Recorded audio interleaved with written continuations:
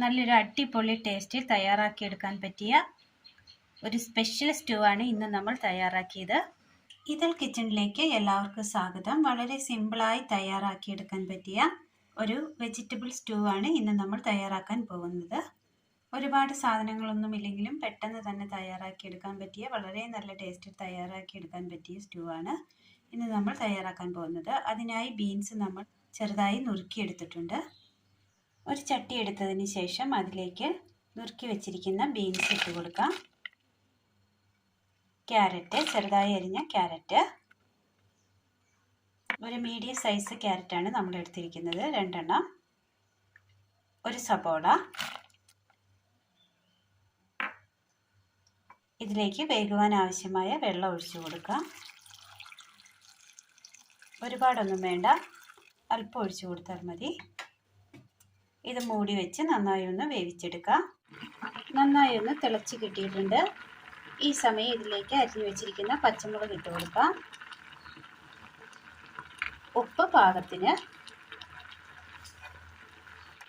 Vegetable stew തയ്യാറാക്കുമ്പോൾ നമ്മൾ സാധാരണയായിട്ട് ഉരുളക്കിഴങ്ങ് ചേർക്കാറുണ്ട്. ഉരുളക്കിഴങ്ങ് ഇതിനകത്ത് നമ്മൾ ചേർത്തിട്ടില്ല. ഒരു 1.5 സ്പൂൺ കോൺഫ്ലവർ എടുത്തിട്ടുണ്ട്.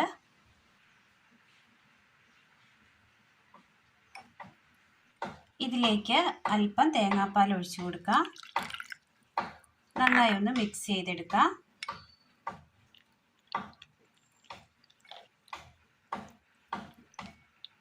മിക്സ് ചെയ്ത് എടുത്തിട്ടുണ്ട്. കഷ്ണങ്ങളെല്ലാം നല്ലതുപോലെ വെന്ത് കിട്ടിയിട്ടുണ്ട്. ഇതിലേക്ക് നമ്മൾ കലക്കിയെടുത്ത കോൺഫ്ലവർ ഒഴിച്ചു കൊടുക്കാം.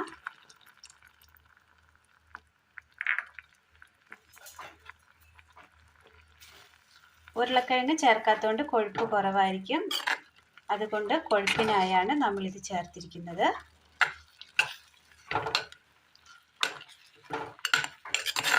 ഇപ്പോൾ നന്നായി കൊഴുപ്പായി കിട്ടിയിട്ടുണ്ട്. ഇതിലേക്ക് അല്പം തേങ്ങാപ്പാൽ കൂടി ചേർത്ത് കൊടുക്കാം. തേങ്ങാപ്പാൽ ചേർത്ത് കൊടുത്തിട്ടുണ്ട്. അല്പം, 1-ാം പാലല്ല. നല്ല കൊഴുപ്പായി കിട്ടിയിട്ടുണ്ട്. നല്ല ടേസ്റ്റാണ്. എല്ലാവരും ഒന്ന് ചെയ്ത് നോക്കാവുന്നതേ ഉള്ളൂ. ഉരുളക്കിഴങ്ങ് ഇഷ്ടമില്ലാത്തവർക്ക് ഇങ്ങനെ ചെയ്തെടുക്കാവുന്നതാണ്.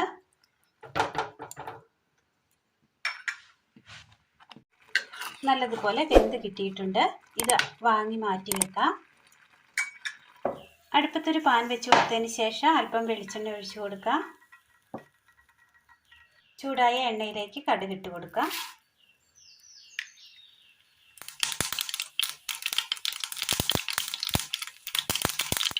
കടുക് പൊട്ടിക്കിട്ടിയിട്ടുണ്ട്. ഇതിലേക്ക് 3 ഗ്രാമ്പു ചതച്ചത് ഇട്ട് കൊടുക്കാം. കറിവേപ്പില,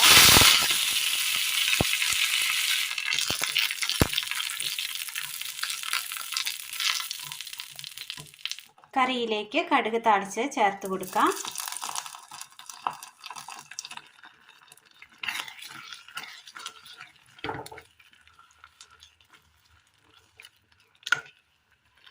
ഇനി ഇതിലേക്ക് തേങ്ങയുടെ 1-ാം പാൽ ഒഴിച്ചു കൊടുക്കാം.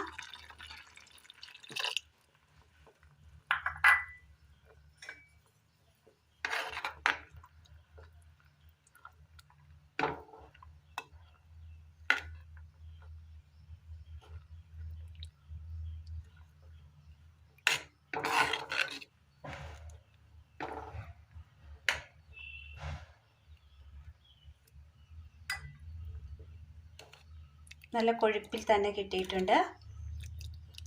അപ്പത്തിനൊപ്പവും ചപ്പാത്തി, ഇടിയപ്പത്തിനൊപ്പവും ഒക്കെ കഴിക്കാൻ പറ്റിയതാണ് ഈ സ്റ്റൂവ്. വളരെ നല്ല ടേസ്റ്റാണ്. എല്ലാവരും ഒന്ന് ചെയ്ത് നോക്കണം. ഉരുളക്കിഴങ്ങൊന്നും നമ്മൾ ഇതിനകത്ത് ആഡ് ചെയ്തിട്ടില്ല. അല്ലാതെ തന്നെ കൊഴുപ്പ് വന്നിട്ടുണ്ട്. തീ ഓഫ് ചെയ്യാം. അപ്പം, ചപ്പാത്തി, പൂരി, ഇടിയപ്പം എന്നിവയ്ക്കൊപ്പം കഴിക്കാൻ പറ്റിയതാണ് ഈ സ്റ്റൂ.